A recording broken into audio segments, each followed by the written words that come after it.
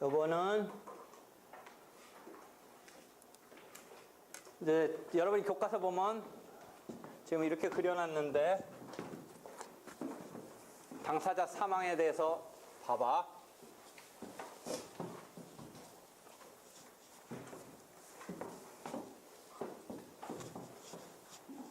우리가 소송의 이렇게 흐름을 보면 소를 제기하잖아. 소장을 제출하는 거잖아. 있지? 소장 제출 시에 시효 중단의 효과가 발생하지. 보통은 우리가 소송 계속이라는 것은 소송이 심판의 대상으로 들어온다는 것은 통설의 입장에서는 소제기 시가 아니라 소장이, 즉 소장 부본이 송달된 시점을 소송 계속 시점이라고 봐. 그러니까 소제기 시점이 있고 소장 부본이 송달되고 뭐 예를 들어 변론이 속행되면서 단순화만 한 번만 해도 끝날 수 있지만 속행되면서 몇 차례 열리면서 변론이 이제 종결이 되지. 그치? 변론이 마무리가 되지. 그렇게 해서 판결이 선고된단 말이야. 그러니까 판결 선고. 그래서 변론이 종결되는 게 이게 항소심까지 가만 사실심 변론 종결시라고 얘기했던 그 변론 종결시가 기판력의 시적 범위가 되는 거죠. 이렇게 되는 거죠. 그 다음에 판결이 선고되고, 물론 경우에 따라서 송달이 되고, 항소, 그 다음에 상고, 이렇게 되는 거죠. 이 흐름이 이렇게 되는 거예요. 근데 당사자가 어디서부터 사망할 수 있냐면, 여기서 사망을 하는 거예요. 그럼 사망했으면 실체법적으로 상속인에게 이 권리 의무가 포괄적으로 승계가 되니까 상속인을 타겟으로, 물론 상속인이 뭐 여러분이 지적상속법적인 또는 생활법률적인 그런 것으로 포기를 한다든지 한정 승인을 한다든지 상속을 포기한다든지 그런 개념은 있지만 하여튼 일반적인 경우에 타겟을 그 아들, 딸을 상속인을 상대로 소송을 내야겠죠. 근데 지금 우리가 사자명의 소송은 뭐예요? 만연히 사자 이름을 그대로 소송이 제기된 경우를 상정하는 거죠. 그래서 실무적인 영향은 소송 도중이라면 당사자 표시 정정적인 방법으로 해결하라 라는 거죠. 근데 학설은 피고의 경우에 1심에 한해서의 조문의 260조의 엄격한 해석이 된다면 그런 정도의 한계고, 그 한계를 조금 더 확대하느냐 문제는 있지만 하여튼 원고 측은 안 되고, 피고의 경우 조문상으로 보면, 그 다음에 1심에 한해서 등등에 따라서 피고의 경정이라는 테크닉이 더 현행법에서, 이 경우는 상속인이라는 것은 원래 죽은 사람 아버지이긴 하지만 이 동일성이 없는 변경적인 영역이다. 당사자 변경적인 영역이니까 260조의 피고의 경정이라든지 넓은 의미의 당사자 변경의 영역으로 처리할 거지 이 표시정정의 처리가 아니다라는 학설은 그게 더 대세이죠. 그런 상황에서 처리가 될 거예요. 그 다음에 소송 도중에 사망한 경우에요. 이거는 이때부터 사망한 게 아니라 소송 도중에 사망한 거. 이 경우에는 어떻게 처리되냐면 어쪽 가서 보면 331조인가? 거기에 보면 절차가 중단되고 233조? 어딘가 봐봐요. 절차가 중단되고 상속인이 절차를 수개한다. 이런 절차적인 측면의 규정이 있어요. 당사자 변경적인 측면의 규정은 직접적인 건 없어요. 아까 피고의 경정 같은 게 하나 있긴 한데 일반론적인 당사자 변경은 없어요. 그러니까 이 경우에 일반적인 규정은 없지만 절차적으로 233조? 233조 이하에 보면 절차를 중단시켜라. 이게 아까 쌍방 대립의 당사자 구조에서 한쪽이 사망하니까 이게 주고받는 힘의 균형에서 한쪽이 사망해서 방어를 못하니까 이 방어를 못함을 배려해서 절차를 중단시키고 상속인이 커버 들어올 때까지 절차를 중단시키고 상속인이 수개하라. 이런 틀을 지금 233조 이하에서 갖고 있는 거예요. 그러니까 소송 도중에 사망을 해버리면 그 룰에 따라서 하면 돼요. 다만 당사자는 어떻게 되느냐? 상속인이 절차를 수개하느냐 여와 관계없이 포괄 승계인으로서 당사자 변경은 당연히 상속인으로 승계된다고 보는 게 일반론이에요. 물론 반대 입장도 있지만 일반론은 그렇게 보는 거예요. 그래서 죽은 자로부터 상속인으로 당사자는 변경이 된 거예요. 그 대신 절차적인 경우는 상속인이 수개 절차를 밟게 이렇게 세팅을 해놨어요. 됐죠? 그 다음에 변론 종결 시점 이후에 사망한 경우, 물론 판결 선고 이후에 사망했다고 생각하면 더 심플하지만 정확히 말하면 여기서부터 단계인데 요때 단계에서 사망하면 이 판결문에는 예컨대 갑을 간의 싸움이면 을이 갑한테 어떻게 하라든지 갑을 간의 싸움인데 요때 을이 사망하니까 이 판결문에 예컨대 인용된 판결문을 을을 상대로 지금 돈 받으러 갔더니 이 즈음에는 이제 죽은 거예요. 그러니까 판결문에 나타나는 그 내용은 기판력의 시적 범위라고 우리가 입에서 나오는 변론 종결시 시점을 기준으로 판결이 내려지게 되어 있거든요. 그러니까 당사자가 여기까지 펼친 공방을 전제로 해서 판결의 내용이 형성된 거잖아요. 변론 종결시를 기준으로. 그러니까 여기에 나오는 거는 요 시점까지밖에 할 수가 없는 거예요. 요 뒷상황은 반영된 게 아니란 말이죠. 반영되지도 않은 뒷상황은 판결의 효력을 미칠 수가 없기 때문에 기판력의 시적 범위는 변론 종결시까지죠. 그 뒷상황은 이 판결문이 커버해 줄 수가 없거든요. 거기까지의 얘기를 갖고 얘기하는 거죠. 근데 그 뒤에 사망을 했을 때 어떻게 되느냐? 그럼 이 판결문에는 을로 나오는데 을은 이제 죽었네. 이 즈음에 이제는 판결문 이후 시점에는. 그럼 이걸 어디가 하늘나라로 받으러 가? 어디로 가? 상속인한테 받으러 가야 되겠다는 생각을 하니까 우리가 218조에 어떻게 되어 있어요? 1항에 원래는 기판력은 판결의 효력은 상대적 효력인데 당사자 사이에 미치는 게 원칙인데 변론 종결 뒤에 승계인에게는 기판력의 주관적 범위가 확장되는 예가 대표적으로 등장하는 상대적 효력에 대한 예로서 나오니까 상속인한테 기판력을 미칠 수 있게 되는 거죠. 이렇게 해서 우리가 크게 당사자의 사망에 대해서 세 시점으로 볼 수가 있어요. 그럼 우리가 지금 사망이라는 대표적인 당연승계랄까 포괄승계적인 이야기를 갖고 이야기하는데 그 포괄승계 내지는 당연승계와 대칭되는 개념으로서 특정승계, 매매 같은 것을 생각해 본다면 특정승계, 매매를 생각해 본다면 제일 왼쪽을 1이라고 할게요. 국면을 가운데를 2라고 할게요. 오른쪽 변론 종결 시점 이후를 3이라고 할게요. 1단계에서 계쟁물의 양도가 있었으면 어떻게 돼? 을하고 나하고 법률관계를 했는데 을이 소송 내려고 하는데 보니까 병한테 넘겨놨네. 그 물건을. 그럼 어떻게? 그냥 그럴 때는 병을 타깃으로 삼으면 돼. 이미 알고 있으니까. 두 번째. 이 두 번째 단계에서 을로부터 병한테 팔렸네. 두 번째 단계에서 을로부터 병한테 팔렸네. 을로 기껏 소송 내서 막 하고 있는데 을이 싹 발 빼고 병한테 팔아버렸어. 이럴 때 어떻게? 이럴 때는 아까 당사자 사망일 때는 절차의 수계 이런 얘기를 했는데 절차의 중단. 지금 을로부터 병한테 계정물이 양도양수가 있었다. 그랬을 때는 갑의 입장에서는 병을 타깃으로 삼아야 돼. 을을 계속 타깃으로 삼아봤자 나중에 주인은 이제 병한테 넘어갔네. 그러니까 해봤자 뭐 하겠다면 뭐 하는데 나중에 아무 의미가 없는 꼴이 될 수도 있으니까 빨리 어떻게 해야 돼? 타깃을 병으로 바꿔야 돼. 당사자 변경 중에 이런 경우를 소송승계라고 그래.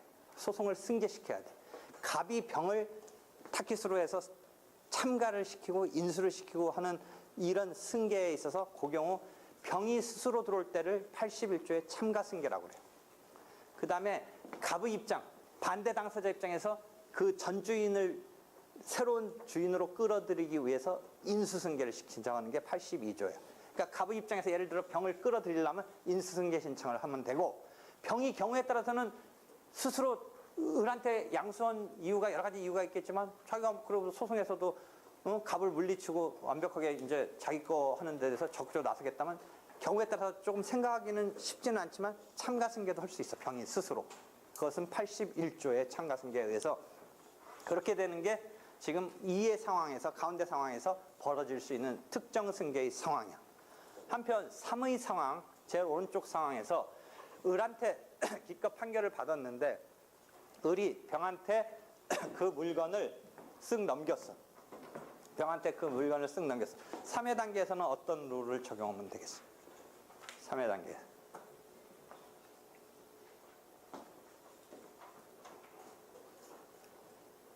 모르겠어. 하여튼 그럼 그거 생각해봐.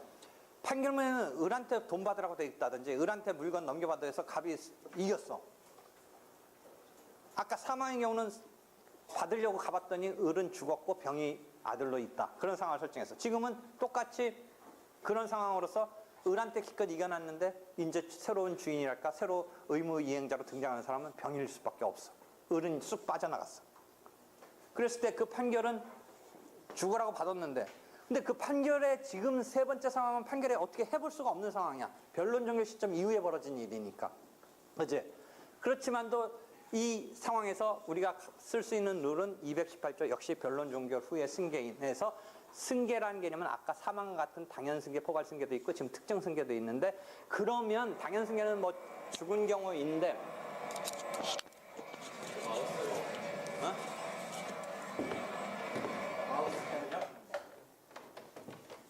오, 어떡하. 그럼 내가 그럼 가지도 않았는데 왜 그랬어? 좀 아까는. 마우스가 막 지처럼 움직였나? 아, 썰렁. 다시. 변론 종결 후에 승계인데 218조. 그 승계의 개념에서 당연 승계는 사망이라는 것 때문에 뭐 죽었다 안 했다 뭐 그건 뭐 이런 문제는 안 되는데, 특정 승계는 이제 문제가 불거져. 이게 승계인의 범위가 어떻게 포착할 거냐. 그래서 여러분 교과서 읽으면 막 두세 페이지 있고 여러 가지 기준에 의해서 한 세 가지 기준으로 여러 가지 분류를 해보면서 그걸 포착을 해나가. 근데 나는 그 기준을 뭐 무시하는 건 아니지만 너무 기준이 읽으면 읽을수록 자꾸 오리무중이야. 그냥 나는 큰 틀로 이해해. 딱 어떻게. 너가 그런 판결을 받았는데 병을 어떻게든 꿰차지 않으면 을한테 받은 판결인데 지금 현재는 그 의무를 이행해야 된다든지 실제 뭐 대상이 되는 분쟁의 실체는 병이 주체가 되는 상황이 됐으면 병을 어떻게든 솎아 넣어야겠는데 이미 시점은 늦었단 말이야. 그러니까 이 판결을 어떻게 할 거냐 해서 지금 218조에 변론 종결 후에 승계인에게 다행히 판결의 효력을 미칠 수 있다는 규정이 있어서 그 범주로 우리가 구성을 해보려고 해. 그랬을 때 그 범위를 어떻게 포착하냐면 판결의 실효성 확보와 판결의 실효성 확보라는 어떤 취지를 강조한다면 되도록이면 제3자 등장하는 걸 묶어버려야겠지. 그래서 효력을 미치려고 해야겠지. 근데 이때 반대되는 게 뭐야? 판결의 효력, 판결의 효력을 받는 자, 상대적 효력의 출발점은 뭐야? 왜 판결의 효력은 상대적 효력이다? 또는 기판력의 정당성의 근거는 뭐야? 국가의 강행적 공권적 판단으로 확정시켰으면 이제 더 이상 싸우지 말아잖아, 기판력이. 그 다음에 상대적 효력은 뭐야? 근데 싸우지 말아야 할 사람은 누구와 누구지, 나머지 관계도 없는 사람하고는 관계없는 거잖아. 그러니까 상대적 효력이지. 원래 판결의 효력은 상대적 효력이지. 근데 지금은 상대적 효력을 고수하면 각과 을인데 지금 병한테 넘어갔단 말이야. 그럼 병한테 이 판결의 효력을 미쳐야 되는 것의 실효성이 하나의 범위를 정하는 이쪽에서의 취지로 나타나는 건데, 한편 판결의 효력을 받아야 되는 병의 입장에서는 을이 받은 판결에 내가 관여한 바도 없어. 병은 그 뒤에 을로부터 병한테 갔기 때문에 이 판결의 형성에까지의 변론 종결 시점에까지 자기는 아무런 변명이나 방어나 자기 주장을 펼친 바가 없어. 그러니까 판결의 효력을 받아야 되는 사람의 기본적인 출발점은 여러분 강행적 공권적 국가의 판단에 대한 법적 안정 때문에 기판력의 정당성의 근거를 포착하지만, 기판력의 정당성 근거에 그 다음 얘기 가서 보면 그런 전통적인 입장과 다음에 보면 어떤 얘기가 잠깐 나오냐면, 당사자가 자기 주장을 충분히 펼쳐서 자기 주장을 펼친 것에 대한 자기 책임으로서 제출을 보장받았을 때 등의 표현이 하나 전통적인 기판력의 근거에 대해서 하나 나와. 그것을 무진장 강조하는 사람이 누구야? 어렵지 않아. 당사자의 절차 보장에서 출발하는 전명서 이론이야. 왜? 절차 보장 잘. 출발 어렵지 않아. 자, 성적 부여 생각해봐. 내가 열심히 해서 내가 출석 열심히 하고 시험도 잘 보고 성실하게 보이고 음료수도 사다 바쳐가지고 A 받은 거랑 내가 땡땡이 치고 시험 못 보고 중간에 뭐 엉뚱한 짓 하고 해서 나쁜 게 받는 거 다 자기 책임을 자기가 받는 거야. 판결이라는 성적으로 치면 A라는 성적, F라는 성적, 자기가 쌓은 결과로 받는 거야. 그런데 그럼 당사자가 그런 판결의 효력을 받는데 수긍할 것은 뭐야? 절차 보장이란 말, 자기 주장을 충분히 펼칠 기회가 보장됐다는 전제에서 그걸 수용하는 거야.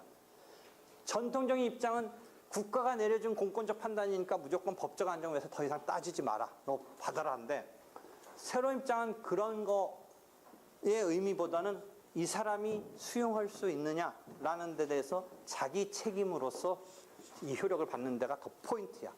그러면 뭐가 차이 있냐? 전통적 입장에서는 여러분이 기판력 시적 범위 가서 보면 이렇게만 이해해.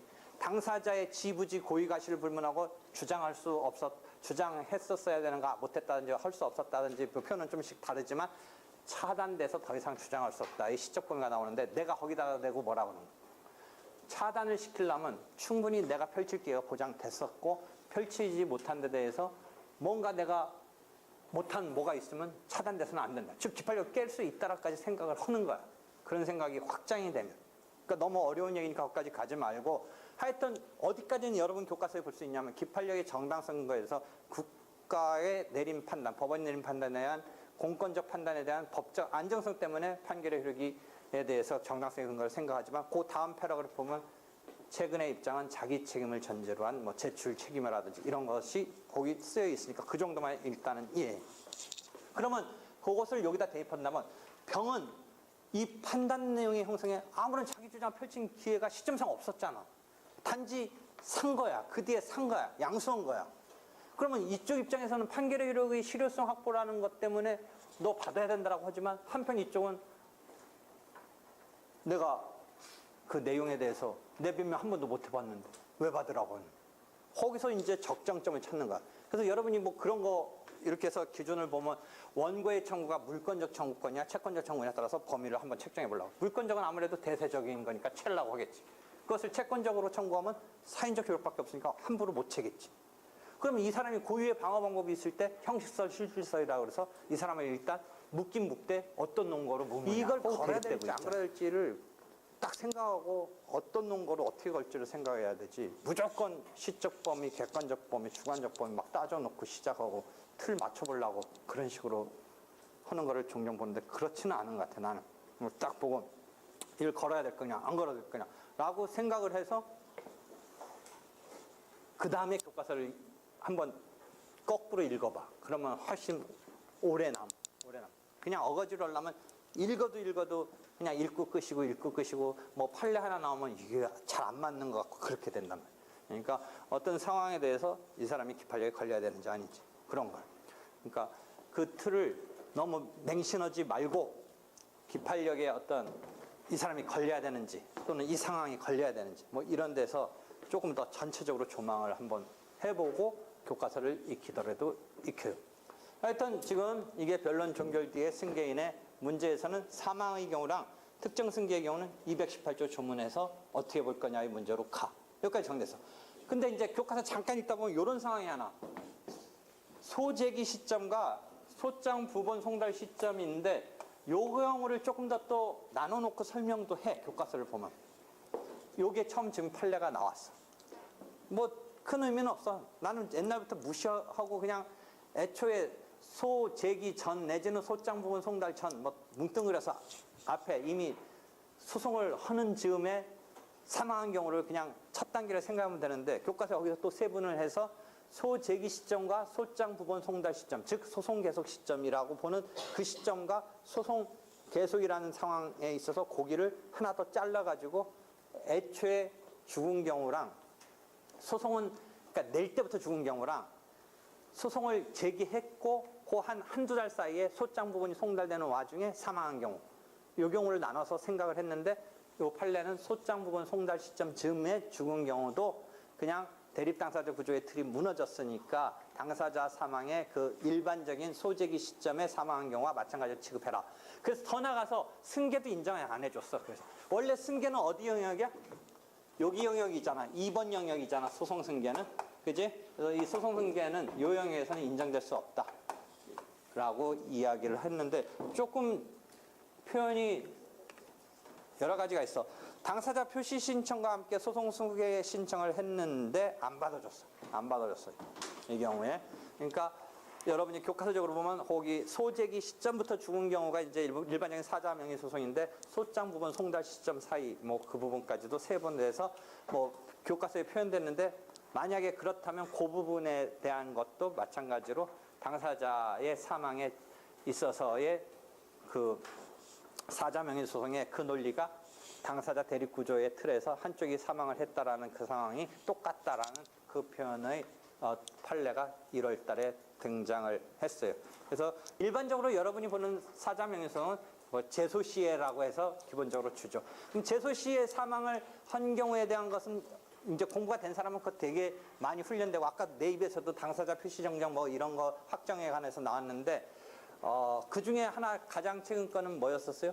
모르고, 당사자 사망을 보통 모르고 냈다가 이렇게 했는데 의식적으로 알면서도 낸 경우가 2010년인가 11년에 최근에 하나 있었는데, 의식적으로 알면서도 불구하고 알았으면 빨리 상속인으로 해서 이런 뭐 표시정정으로 가느냐 마느냐 이전에 찾아서 내면 되는데, 보통 경우는 몰랐기 때문에 이렇게 만연히 소송이 들어갔는데, 알았을 때 2010년인가 11년에 판례 보면 알았을 때조차도 이렇게 사망자를 그대로 타깃으로 내고, 그랬을 때 법원이 그래도 그런 거조차도, 그런 상황조차도 표시정정으로 처리해 준 상황이 나왔어요. 알았을 때도.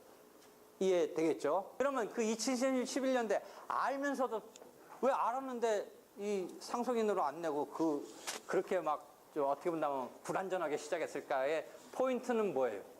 상속인을 막 찾으려니까 너무 급하게 상속인을 찾아서 하려는데, 사실은 상속인 찾는 게 뭐 쉽다면 쉽지만 남의 집 족보라는 말은 너무 과거 하여튼 그 가족관계 등록부 같은 걸 함부로 볼 수는 사실은 없는 거예요. 그러니까 소송해서 이제 문서로서 이게 소송 과정에서 보는 수는 있지만, 일반적으로 소송 제기 전에는 공적으로 개인 프라이버시적인 거라 함부로 타인 걸 우리가 못 대보는 거예요. 그런 상태에서 시효가 완성될 즈음이라고 한번 생각해 보세요. 시효가 완성될 즈음. 그럼 어떤 상황인지 보세요. 이거 잘못하다 상속인 막 찾아서 제대로 가출을 했더니 이게 시효가 소재기 시점에 시효 중단이 벌어지는데 이쯤에 막 완성되려고 그래, 시효가. 그렇지? 완성되려니까 그냥 엉겹길에 다급하게 낸 거야. 알면서도 이게 사망자인지 알면서. 이 찾기가 힘드니까.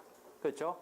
그러니까 그렇게 해서 냈을 때, 그럼 두 가지 학설은 피고의 경정으로 처리한다라고 하고, 사자명의 소송의 어떤 처리에 대해서 당사자 확정에 있어서 뭐 표시설 등등 나오지만, 하지만 실무적인 입장은 표시설을 택하면서도 그 경우는 약간 의사설적인 입장이랄까에 반영된 것으로 볼 수도 있는 그런 측면에서 표시정정으로 허용을 해줬는데, 이 표시정정과 피고의 경정의 차이는 뭐예요?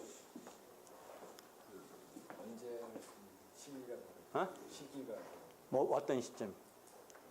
피고의 경정은 제1심 절차에 한해서 조문상에, 물론 그건 확장하고 항소심에서 하려는 입장도 있지만 하여튼 공적 그게 좀 다르다. 그럼 표시정정은 항소심에서도 가능하다? 시기적인 제한이 없다지.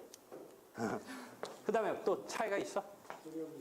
시효 중단의 효력이 이게 포인트야. 시효 중단의 효력이 260조의 피고 경정 신청은 265조로 가서 보면 소제기 시점과 대칭되는 표시 정정 신청서가 들어간 때가 시효가 중단되는데, 표시 정정으로 치면, 표시 정정은 뭐야? 약간의 수정적인 의미니까 이게 그대로 의미가 있는 거야. 애초에 소제기가. 그러니까 사망자한테 낸 게 어떻게 보면 제대로 낸 건 아니지만 이게 상속인으로 바뀌었다. 그러니까 표시 정정과 당사자 변경은 뭐야? 동일성이 있느냐 없느냐인데, 동일성이 없는 경우는 A로부터 B로 확 바뀌는 거고, 이 아버지로부터 상속인으로 바뀌는 것에 대한 실무적 입장은 실체는 동일한 급으로 본 거지. 그게 상속이 일어났다 뭐 이런 정도니까. 그러니까 애초에 죽은 사람이 한테 낸 거 정도의 의미가 그대로 의미 있게 지속되는 것으로 표시정정이 있을 때는 봐주니까, 언제 시점으로 시효가 중단됐냐면 애초에 불완전하지만 사망자한테 낸 그 제소시라는 소제기 시점에 시효가 중단되니까, 여기 임박했을 때는 일단 내서 시효를 중단시키고 피고의 표시정정을 한다면 이때에 시효 중단이 된 것으로 되는데, 만약에 피고의 경정으로 하면 이때 피고 경정은 용어는 경정, 정정, 변경 헷갈리는데 변경의 의미야. 이때는 피고 변경이 된 거고, 그래서 표시 정정은 표시 변경이라는 말을 쓸 때도 있어. 당사자 표시 정정 말고 판례가 표시 변경이라고 써. 당사자 표시 변경이었으면 이건 당사자 변경과는 틀리고 표시를 변경했다는 거니까 정정적인 의미야. 판례는 보면 표시 정정의 의미를 표시 변경이라는 말도 쓰는데 당사자 변경과 당사자 표시 변경 구별할 수 있겠지. 당사자 변경은 당사자 자체가 바뀐 거고 표시 변경은 뭔가 표시상의 그걸 약간 수정했다는 그런 의미의 표시 정정적인 거야. 그러니까 표시 정정은 동일성을 전제로 한 어떤 약간의 수정 이런 개념으로 이해하면 되는데 그러니까 시효 중단은 계속 애초부터 걸로 그대로 끌고 갈 수가 있지. 반면 피고의 변경은 경정 신청가 들어간 265조에서 그때 되니까 자칫하면 넘어선단 말이야. 시효가 중단된 게 아니니까 애초에 불완전하게 낸 건 아니니까. 그러니까 피고의 경정으로 처리해주면 이건 알면서 하고 그 시효 중단의 효과를 보려고 했던 거가 의미가 없다 정도가 아니라 시효가 완성되는 거야. 자칫하다가 그치? 그 차이 이해하겠어? 그러니까 표시 정정과 피고의 경정으로 하는 거. 그러니까 정동윤 교수님 등은 피고의 경정으로 처리하는 게 학설은 타당하다고 하면서도 그러니까 어떤 또 여기서 반전을 시켜. 그런 거에 약점이 있게 되잖아. 피고의 경정은 조문대로 하면 260조의 피고의 경정으로 처리해야 된다라는 건 약점이 뭐 시기적으로 1심 절차 안 한다. 뭐 조문상을 따른다면 원고는 되느냐 안 되느냐의 논란이 있는 뭐 그런 어떤 단점 비슷한 게 있는데 또 하나 단점은 시효 중단의 문제에서 이게 경정 신청가 들어갈 때 비로소 된다라면 그 사이에 넘어버리는 거잖아. 시효가 완성되는 거죠. 그러니까 봐봐. 여러분이 정답이라고 얘기하는 것에서 끊임없이 반전을 하면 그쪽의 변호사 입장에서는 어떻게 다시 받아주지 않겠지만 거기서 그 부분에서 반전을 노리는 피고의 경정이더라도 이런 사자명의 소송은 애초에 소제기 시점에 시효 중단된 것으로 265조의 그 조문과는 달리 그런 특수한 이 경우는 왜 이 경우는 피고의 경정으로는 처리는 조문상은 해야겠지만 시효 중단 같은 경우는 이 경정 신청서 때가 아니라 이때로 봐줘야 된다라는 그런 해석을 하려고 하는 거야. 여러분이 못 보고 있지만 그 교과서 가서 보면 그렇게 얘기하고 있어요. 거기서 반전을 시켜. 이해하겠어요? 되겠죠? 당사자의 사망이 뭐 여러 가지 문제가 되는데 이 경우는 이제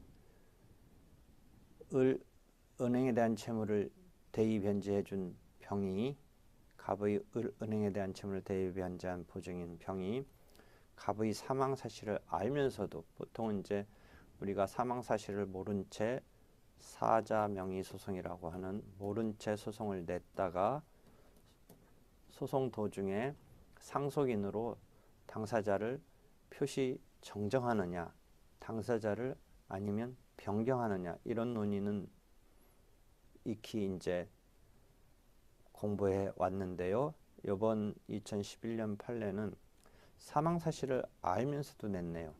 아마 시효가 완성되는 게 촉박했다든지 해서 사망을 알고 있음에도 상속인을 찾아내기가 뭔가 그 즈음에 용이하지 않았다든지 하는 뭐 그런 상황이 있었으리라고 추측됩니다.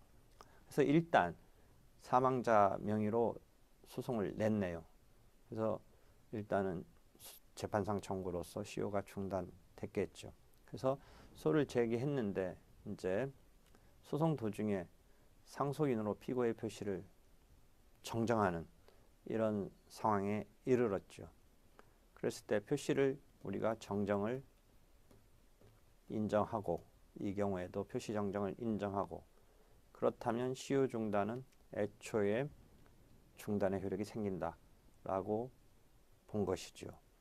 만약에 이 경우를 표시 정정이 아니라 당사자 변경, 피고의 경정 260조 이런 것으로 본다면 시효 중단의 효과는 265조를 보면 경정신청서를 제출 시에 발생하게 되니까 원래 의도가 급한 나머지 시효를 일단 완성을 막는 의미에서 청구를 했다가 이렇게 상속인으로 피고 경정을 한다면 그 사이에 시효가 중단됐던 게 애초에 소장 제출시가 아니고 상속인에 대해서는 경정신청서 제출 시에 발생하게 되므로 완성될 수 있는 사안도 있을 수 있지요.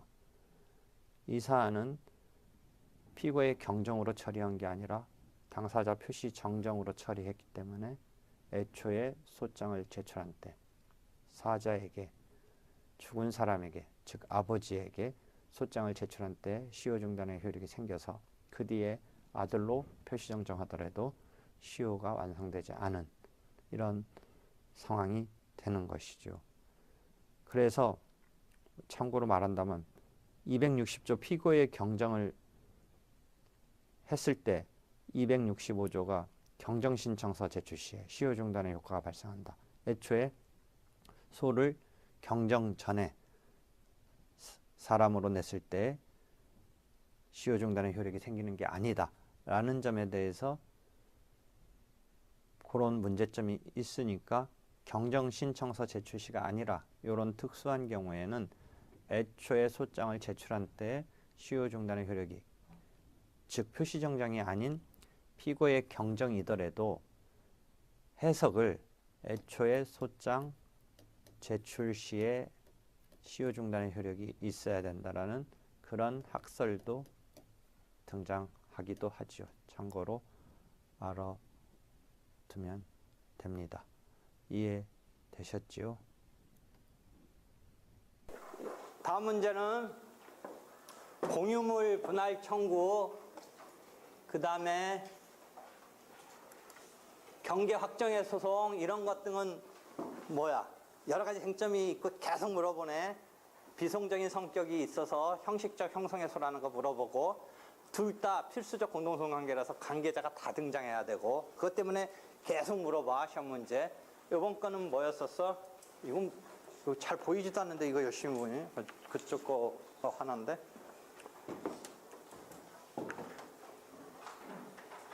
한 명이 이미 사망했는데 원고 승소 판결을 했고, 공유물 분할 청구 소송은 지금 일단 전원이 다 당사자가 돼야 되는데 한 명이 사망했고, 그래서 그냥 진행돼서 항소심까지 갔고, 피고가 상고했는데 상고심에서 이거는 그 쟁점을까지는 물어보는 건 아니고 일단 사망을 한 것이 뒤늦게 밝혀졌어. 뒤늦게. 1심에서 이미 사망했어. 1심에서. 그러면 1심에서 사망했으면 소송 도중에 빨리 당사자 표시정정 등을 밟았으면 될 뻔했는데 그냥 간과되고 원고 승소 판결이 내려지고 항소기 극악 판결이 선고됐고 다른 피고가 상고했는데 그때 당시에 밝혀졌으니까 뭐 앞에서는 손쓸 틈이 없었네. 그러니까 그런 거야. 사망자가 등장한 판결이 있는데 1대1 사건에서 사망자가 등장했을 때는 여러분 이제 사자명의 소송이라고 해서 당사자 확정에 대해서 지금 비로소 그 중요한 얘기를 하는데, 당사자 확정에 대해서 1대1 사건에 있어서 사망자가 있을 때 여러 가지 상황은 있는데 제소 전에 사망했을 때 소송이 그대로 진행됨에 있어서 표시정정 절차를 밟는 게 지금 실무적인 경향이야. 표시정정을 밟지 못하고 그대로 판결이 되면 뒤늦게라도 밟으면 되는데 만약 확정됐다든지 하면 이건 당연무효야. 어쩔 수 없어. 그래서 상속인이 실제 배후에 깔려 있다면 신의 측 등에 의해서 무효로 시키지 말고 유효하게 만들어야 되지 않을까, 이 논의는 있지만 판례적인 입장은 표시정정 없이 그대로 갚버리면 무효이다라고 해. 무효이다. 그지? 그래서 나중에도 나오고 지난번 시험에도 한번 물어봤는데 무효인 판결 이것은 시효 중단의 효과까지도 없다라는 판단이 또 최근에 한번 나왔네. 하여튼 제소를 하면 시효 중단의 효과가 생기는데 결국 사망자 명의로 제소해놓고 그게 그대로 표시정정도 없이 확정됐다고 했을 때 어떻게 되느냐가 하나 문제가 됐던 최근 판례가 있었네. 이 경우는 이제 그런 상황이 아니고 여러 명이 같이 했었어야 되는데 그 중에 한 명이 소송 도중에 이제 사망을 했고, 그래서 그 경우에 있어서 보통은 우리가 표시정정을 할 수 있다라고 생각하는데 특이하게 상고심에서 이제 표시정정 방법으로 하려고 했더니 안 된다라고 하는 거네. 그럼 이건 1대1 사건과는 조금 틀린 거야. 필수적 공동성 관계인 공유물 이 분할 청구의 소송에 있어서 그 1대1 사건하고는 구별해봐. 이 경우는 뭐냐면 어떻게 본다면 여러 명이 같이 소송을 해야 되는데 그 중에 한 명이 사망한 경우라서 이런 상황이 조금 우리가 알고 있는 거랑은 조금 더 변수가 하나 더 있는 거네. 그래서 상고심 법원에 있어서는 표시정정 신청에 있어서 흠결을 보정할 수 없다라고 하고 있어요. 그래서 왜 그러냐면 1인의 소송 요건에 흠이 있게 된다. 그래서 합의 확정의 필수적 공동소송이니까 한 명이 사망함으로써 여러 사람이 같이 당사자로서 등장함에 있어서 한 명이 빵꾸가 났어.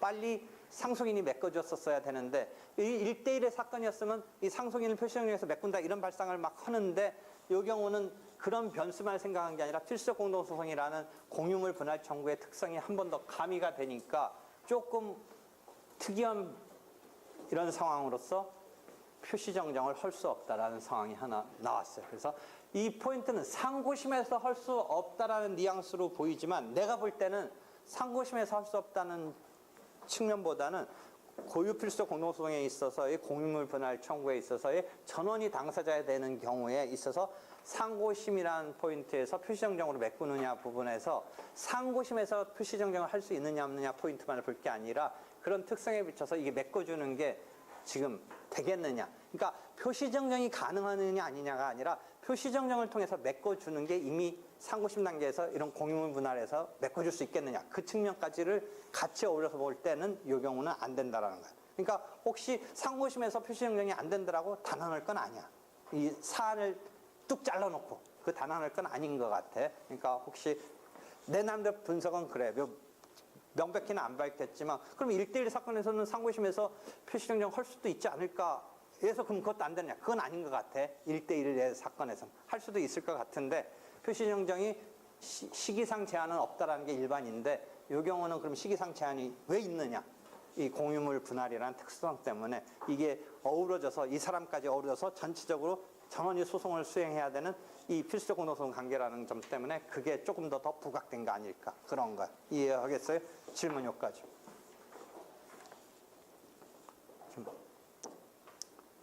질문. 집에 가고 싶구나. 수고했어.